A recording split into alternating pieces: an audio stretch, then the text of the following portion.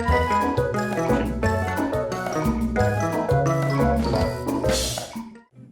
again, my little friends. This is Tashi. Today we are going to make a snowstorm in our bedroom.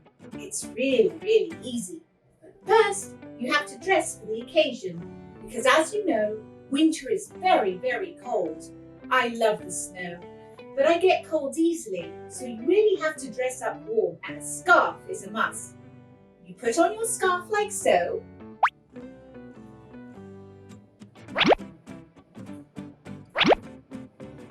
Next, you need a hat.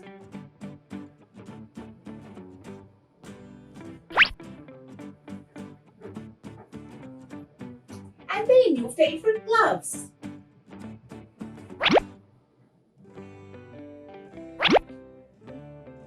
Now we're ready to go. What you'll need is a sheet or blanket and some cotton balls for snow. And away we go! Wow, did you see that? I love the snow. I love the way it feels on my skin. I love the way the snowflakes feel on my skin. Oh, this feels so nice and soft. Well, that looked like fun.